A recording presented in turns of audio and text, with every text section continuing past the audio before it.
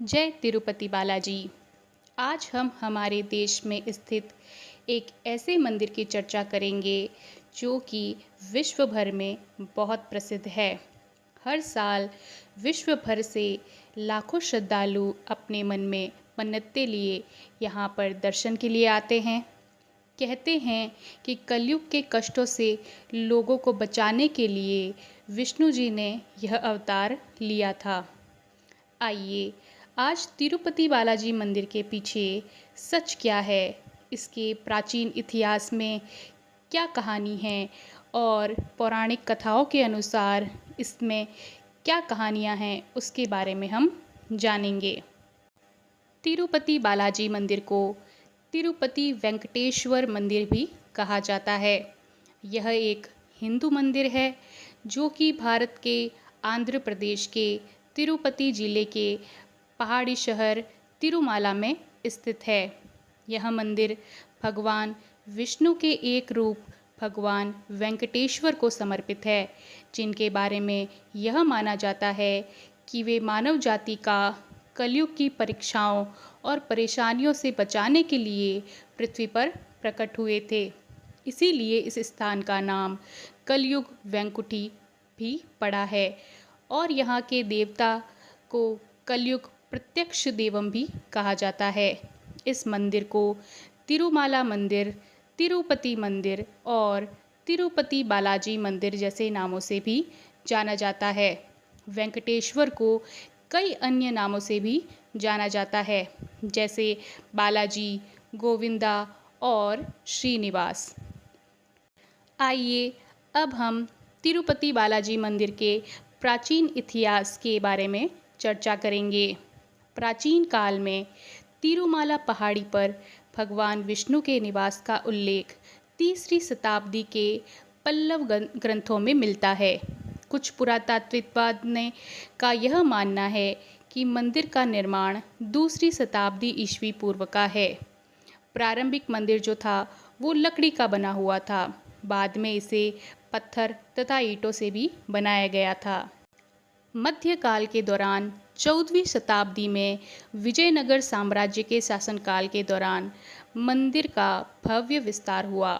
सम्राट हरिहर राय प्रथम ने मंदिर का जीर्णोद्धार कराया था तथा नए गोपुरम और मंडप भी बनवाए थे। इस काल में अनेक धार्मिक अनुष्ठान और त्योहार भी प्रारंभ हुए। अब आधुनिक काल की बात की जाए तो 1993 में मंदिर के प्रबंधन तथा विकास के लिए तिरुमाला तिरुपति देवस्थानम की स्थापना की गई थी। आज तिरुपति बालाजी मंदिर दुनिया का सबसे प्रसिद्ध तीर्थ स्थलों में से एक है, जहां हर साल लाखों श्रद्धालु आते हैं। अंग्रेजों के शासन के अंतर्गत इस मंदिर का प्रबंधन हाथीराम जी मठ के महंत ने संभाला था।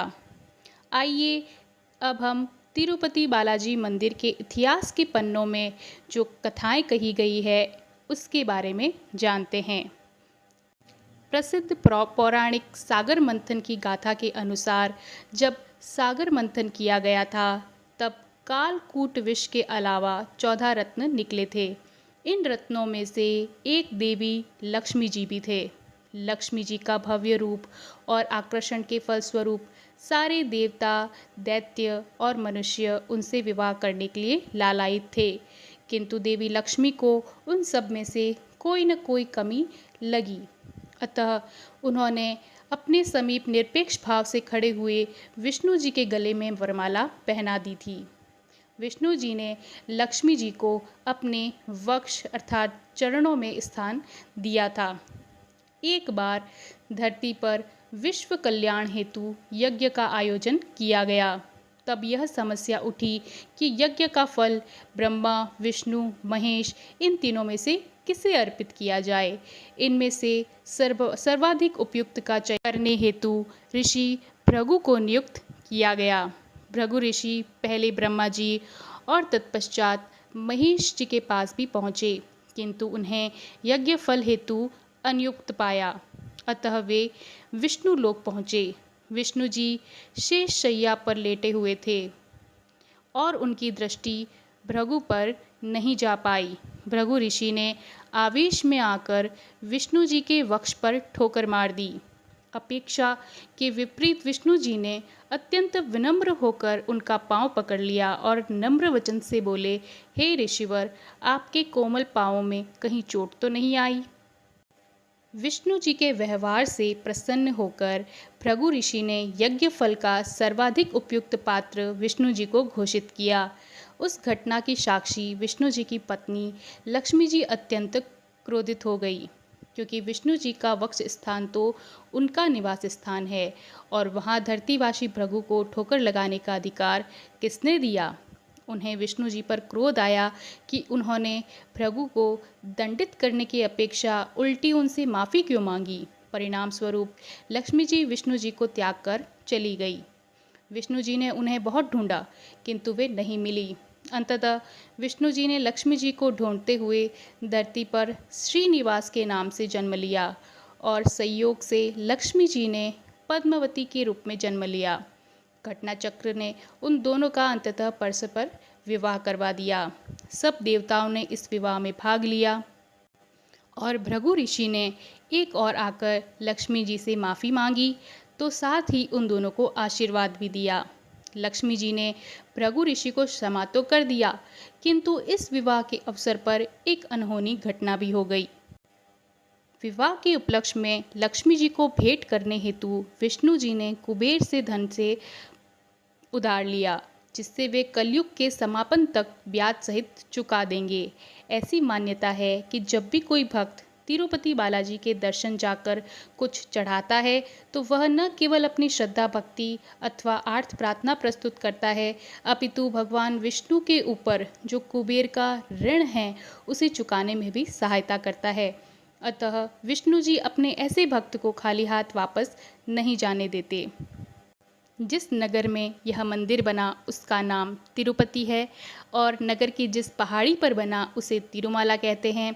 इस पहाड़ी को शेषांचलम भी कहा जाता है, श्री प्लस मलय कहा जाता है। इस पहाड़ी का आकार सर्पाकार होता है, जिसकी 7 चोटियां हैं, जो कि शेषनाग के फनों का प्रतीक मानी जाती है। इन चोटियों के नाम कुछ इस प्रकार हैं: शेषाद्रि, नीलाद्रि, गरुड्रा, अंजनाद्रि, वर्षभाद्रि, नारायणाद्रि तथा वेंकटाद्रि। ये 7 उन चोटियों के नाम हैं। आइए अब हम जानेंगे कि तिरुपति बालाजी मंदिर में जो बाल का दान किया जाता है वह क्यों किया जाता है और इसके पीछे की कहानी क्या है। पौराणिक कथाओं के अनुसार प्राचीन काल में भगवान बालाजी की मूर्ति पर ढेरों चींटियों का एक पहाड़ बन गया था। उस पहाड़ पर रोजाना एक गाय आया करती थी और दूध देकर चली जाती थी। जब गाय के मालिक को इसके बारे में पता चला तो वह नाराज़ हो गया और उसने कुल्हाड़ी से गाय का वध कर डाला। इस दौरान बालाजी के सिर पर भी चोट आई, साथ ही उनके सिर के बाल भी गिर गए। तब बालाजी भगवान की माँ नीला देवी ने अपने बाल काटकर बालाजी के सिर के सामने रख दिए। इस तरह भगवान के सिर का जख्म बिल्कुल ठीक हो गया।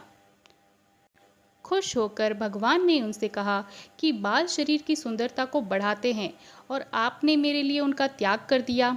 आज से जो भी मेरे लिए अपने बालों का त्याग करेगा उनकी हर इच्छा पूरी हो जाएगी। तब से भक्त अपने बालों को बालाजी के मंदिर में बाल का दान करते हैं। इस मंदिर के पास नीलाद्रि हिल्स है, जिस पर नीला देवी का मंदिर भी स्थित है। तिरुपति बालाजी मंदिर में हर साल लाखों किलो के बालों का दान किया जाता है।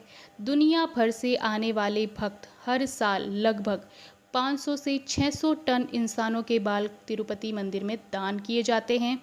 रोजाना की प्रक्रिया के अनुसार और इसे साफ और स्वच्छ रखने के लिए कटे हुए बालों को उबाला जाता है, धोया जाता है और उन्हें सुखाया जाता है और सही तापमान में स्टोर करके रखा जाता है। फिर उन्हें कैटेगरी के अनुसार वेबसाइट पर बेचा जाता है। बालों की ऑनलाइन नीलामी तिरुमाला तिरुपति देवस्थानम द्वारा आयोजित की जाती है। दान किए गए बालों की ई नीलामी से भी करोड़ों रुपए मिलते हैं। उन्हें इस्तेमाल करने का सबसे लोकप्रिय तरीका है हेयर विग, जिनकी मांग जो है वो यूरोप, अमेरिका, चीन, अफ्रीका और अन्य जगह जैसे कि बाज़ारों में बहुत ही ज़्यादा देखने को मिलती है। आइए अब हम तिरुपति बालाजी मंदिर का सच क्या है, उसके तथ्यों के बारे में जानेंगे, जिसका जवाब जो है वो विज्ञान के पास भी नहीं है। तिरुपति बालाजी का असली नाम श्री वेंकटेश्वर स्वामी है और उन्हें स्वयं विष्णु जी का अवतार माना जाता है। कहा जाता है कि वह अपनी पत्नी पद्मावती के साथ तिरुमाला में रहते थे, जहां उनका मंदिर स्थित है। तिरुपति बालाजी मंदिर का इतिहास 9वीं शताब्दी से शुरू हुआ। मंदिर में करोड़ों श्रद्धालु आते हैं और अपने बालों का दान करते हैं। गर्भगृह में रखे मिट्टी के दीपक जो हैं वो कभी नहीं बुझते हैं। यदि आज भी आप प्रतिमा के पीछे ध्यान से सुनेंगे तो तिरुपति बालाजी की प्रतिमा के पीछे एक गर्जन सागर की आवाज़ ध्वनि सुनाई देती है। फूल तथा तुलसी जो है वो कभी भक्तों को वापस नहीं दिए जाते, बल्कि उन्हें कुएं में फेंक दिया जाता है। फूल और मालाएं जो चढ़ाई जाती है वो पुजारी की नज़र में आए बिना ही उन्हें फेंक दिया जाता है, क्योंकि इन्हें देखना अशुभ माना जाता है। मंदिर में जलने वाले दीपक कभी नहीं बुझते और इनके यह जलने की प्रक्रिया हजारों साल से चली आ रही है। भगवान वेंकटेश्वर की जो आँखें हैं वो ब्रह्मांडीय ऊर्जा से परे है, इसलिए उन आँखों के ऊपर एक मुखौटा से उन आँखों को ढका हुआ रखते हैं। हर गुरुवार को ये आँखें अपेक्षाकृत छोटी हो जाती है और इसीलिए मुखौटे को हटा दिया जाता है, और जो भी भक्तजन वहाँ पर दर्शन करने के लिए आते हैं वो उन आँखों के दर्शन कर सकते हैं। अगर आप भी तिरुपति बालाजी मंदिर में दर्शन के लिए जा रहे हैं तो बिल्कुल आपको गुरुवार का दिन चुनना चाहिए जब आप दर्शन करें, ताकि आपको उन दिव्य आँखों के दर्शन भी हो सके। प्रातः अभिषेक के बाद में मूर्ति को पसीना आता है और उस पसीने को रेशमी कपड़े से पोंछा जाता है और जीवित है बालाजी की मुख्य मूर्ति, यह लोग मानते हैं, क्योंकि आप मुख्य मूर्ति के पीठ के पीछे कान लगाकर सुनेंगे तो आपको एक गरजते हुए समुद्र की आवाज़ सुनाई देती है। इसीलिए माना जाता है कि बालाजी की जो मुख्य मूर्ति है वो जीवित है। सभी माला, फूल, दूध, मक्खन, पवित्र पत्ते, बालाजी को जो कुछ भी चढ़ाया जाता है वह सब गुप्त गांव से आता है। इस गांव के बाहरी लोगों के पास एकमात्र यह सूचना है कि यह लगभग 20 किलोमीटर के दूर पर स्थित है और निवासियों को छोड़कर किसी को भी इस गांव में आने की अनुमति नहीं होती है। देवी लक्ष्मी जी आज भी बालाजी के हृदय में निवास करती है। तिरुपति बालाजी के पुजारियों के अनुसार प्रत्येक गुरुवार को निज रूप दर्शन के दौरान मुख्य मूर्ति को सफ़ेद लकड़ी के लेप से सजाया जाता है। पेस्ट जब उतरता है तो उस पे देवी की छाप रह जाती है, इसलिए माना जाता है कि बालाजी की मूर्ति के अंदर देवी लक्ष्मी जी का वास है। मंदिर की संरचना का निर्माण 300 ईस्वी में किया गया था। द्रविड़ शैली के निर्माण में बलुआ पत्थर, ग्रेनाइट और साबुन के पत्थरों का इस्तेमाल इस मंदिर में किया गया है। तिरुपति बालाजी मंदिर हिंदुओं के बीच एक विशेष महत्व रखता है। धर्म के अनुसार हिंदू धर्म कहता है कि कुल 8 विष्णु स्वयंभू क्षेत्र हैं और तिरुपति उनमें से एक है। इसके अलावा इस मंदिर का उल्लेख तमिल अजावर संतों ने 106 विष्णुपुर मंदिरों में से एक होने के लिए किया है, जो कि सांसारिक स्थानों में मौजूद है। तिरुपति बालाजी मंदिर में जो त्यौहार मनाए जाते हैं, आइए हम उसके बारे में जानेंगे। सबसे पहला और महत्वपूर्ण त्यौहार जो यहाँ पर मनाया जाता है उसे ब्रह्मोत्सव कहते हैं। यह तिरुपति बालाजी मंदिर में मनाए जाने वाला सबसे महत्वपूर्ण त्यौहार है। यह त्यौहार कुल 9 दिनों तक मनाया जाता है, जिसकी शुरुआत सितंबर या अक्टूबर महीने में ही की जाती है। इस त्यौहार की शुरुआत ध्वज स्तंभ नामक एक खंबे पर झंडे को फहराने से की जाती है। और दूसरा त्यौहार जो तिरुपति बालाजी मंदिर में मनाया जाता है वो है बैंकुट एकादशी। यह त्यौहार दिसंबर या जनवरी तक मनाया जाता है। हिंदू धर्म की मान्यताओं के अनुसार इस दिन बैंकुट के द्वार सभी भक्तों के लिए खोल दिए जाते हैं। इस दिन भगवान वेंकटेश्वर के मंदिर को फूलों से सजाया जाता है। तीसरा त्यौहार जो यहाँ मनाया जाता है वो है रथ सप्तमी। यह त्यौहार फरवरी के महीने में मनाया जाता है। रथ सप्तमी के त्यौहार चंद्रमा के बढ़ते हुए चरण को दर्शाता है तथा सूर्य देव को समर्पित किया जाता है। यह त्यौहार माना जाता है कि इस दिन सूर्य भगवान अपनी दिशा दक्षिण पूर्व से उत्तर पूर्व की ओर बदल देते हैं। इसी कारण इस दिन से वसंत ऋतु को आरंभ हो जाती है। वसंत ऋतु। चौथा त्यौहार जो इस मंदिर में मनाया जाता है उसे उगादि कहते हैं। तेलुगु नव वर्ष को ही उगादि के नाम से जाना जाता है, जो कि मार्च या अप्रैल के महीने में मनाया जाता है। तेलुगु लोग इस त्यौहार को हर्षोल्लास के साथ मनाते हैं। इस शुभ अवसर पर भगवान तिरुपति के मंदिर को आम के पत्तों से सजाया जाता है। आइए अब हम तिरुपति बालाजी मंदिर में जो आरती के दर्शन का समय है उसके बारे में जानेंगे। प्रातः 2:30 बजे से लेकर 3 बजे तक सुप्रभात सेवा का समय होता है। प्रातः 3:30 से 4 बजे तक एकंथम का समय होता है, जिसे कि थोमाला सेवा भी कहा जाता है। प्रातःकाल 4 बजे से 4:15 तक जो समय है उसे पंचांग श्रवणम समय कहा जाता है। ये एकांतम दर्शन का समय होता है। 4:15 से 5 बजे तक प्रथम अर्चना की जाती है। 5 से 8:30 तक, शाम के 8:30 तक जो है वो वीआईपी ब्रेक दर्शन होता है, जहाँ पर आप वीआईपी टिकट लेकर यहाँ पर दर्शन कर सकते हैं। 6:30 बजे से 7 बजे तक विशेष पूजा का आयोजन होता है। 7 से 7:30 तक शुद्धि द्वितीय अर्चना की जाती है। सुबह 8:30 से शाम के 7 बजे तक सर्व दर्शन विशेष प्रवेश दर्शन जिसे कहते हैं वह होता है। प्रातः 10 बजे सीनियर सिटीजन दर्शन और विकलांग दर्शन किए जाते हैं। दोपहर 12 से 5 बजे तक सुपदम दर्शन होते हैं। दोपहर 3 से वरिष्ठ नागरिक दर्शन होते हैं। 5:30 से 6:30 साय का जो समय है वहाँ पर सहस्त्र दीपांकलन सेवा होती है। 7 से 8 बजे तक शुद्धि रात्रि घंटी इसे कहा जाता है। 8 बजे से 11:30 बजे तक का जो समय है उसे सर्व दर्शन कहते हैं। 11:30 से 12 तक शुद्धि एकांत सेवा और 12 बजे से जो है वो एकांत सेवा होती है। नॉर्मली आप जो है सुबह के 8:30 बजे से 11:30 बजे तक यहाँ पर दर्शन कर सकते हैं। आइए अब हम जानते हैं कि आप अगर तिरुपति बालाजी मंदिर में जाने का सोच रहे हैं तो वहाँ पर पहुँचने के कौन कौन से साधन हैं। यहाँ पर जाने के जो है वो अनेक साधन हैं जिसके माध्यम से तिरुपति के लिए जा सकते हैं। तिरुपति बालाजी मंदिर आप कार, बस और फ्लाइट से जा सकते हैं। आइए हम जानते हैं कि फ़्लाइट के माध्यम से कैसे जा सकेंगे। तिरुपति बालाजी मंदिर के सबसे नज़दीक में तिरुपति अंतर्राष्ट्रीय हवाई अड्डा है। यह हवाई अड्डे से 17 किलोमीटर की दूरी पर ही मंदिर है, जिसके लिए आप टैक्सी, बस और के माध्यम से वहाँ पर जा सकते हैं। यदि आपके स्थान से तिरुपति हवाई अड्डे के लिए कोई भी फ़्लाइट नहीं है तो आप कैंपेगौड़ा अंतर्राष्ट्रीय हवाई अड्डे के लिए फ़्लाइट ले सकते हैं। यह हवाई अड्डे से जो तिरुपति की दूरी है वो 250 किलोमीटर है। इसे आप जो है वो टैक्सी और बस की सुविधाएं आपको इसके लिए मिल जाएगी।